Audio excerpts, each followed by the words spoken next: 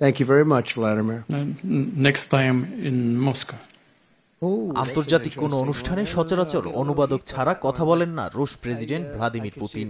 রুশ ভাষাতেই কথা বলেন তিনি। বলা যায় পুতিনের ইংরেজিতে কথা বলা এক প্রকার বিরল ঘটনা। কিন্তু শুক্রবার আলাস্কায় মার্কিন প্রেসিডেন্ট ডোনাল্ড ট্রাম্পের সঙ্গে আলোচনা শেষে সংবাদ সম্মেলনে বিবৃতি দেওয়ার সময় ইংরেজিতে কথা বলতে শোনা যায় পুতিনকে। ট্রাম্পের সঙ্গে কথোপকথনের সময় পরবর্তী বৈঠক প্রসঙ্গে পুতিন বলে ওঠেন, নেক্সট টাইম ইন মস্কো। পুতিনের মুখে এই বাক্য শুনে বিস্মিত সবাই, এমনকি ট্রাম্পও চমকে যান। মৃদু হেসে সাড়া দেন মার্কিন প্রেসিডেন্ট।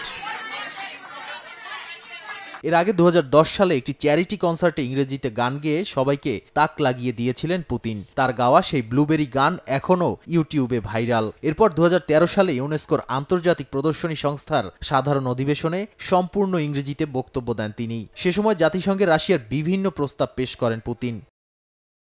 শুধু আনুষ্ঠানিক আসরই নয়, 2017 সালে অলিভার স্টোনের সাক্ষাৎকারে মাঝে মধ্যেই ইংরেজি শব্দ জুড়ে দিতে দেখা গেছে পুতিনকে। এছাড়া বিভিন্ন সম্মেলনের ফাঁকেও পশ্চিমা নেতাদের সঙ্গে সরাসরি ইংরেজি ব্যবহার করতে দেখা গেছে তাকে। তবে সবই ছিল সংক্ষিপ্ত, ব্যতিক্রমী আর কৌশলী মুহূর্ত। বিশ্লেষকদের মতে এ ধরনের ইংরেজি ব্যবহার আসলে পুতিনের রাজনৈতিক বার্তাই বহন করে। হালকা রসিকতা, কূটনৈতিক আমন্ত্রণ কিংবা প্রভাব বিস্তারের কৌশল, সব মিলিয়ে নেক্সট টাইম ইন মস্কোই এখন আলোচনার কেন্দ্রে। নাদিম মারজান, সময় সংবাদ।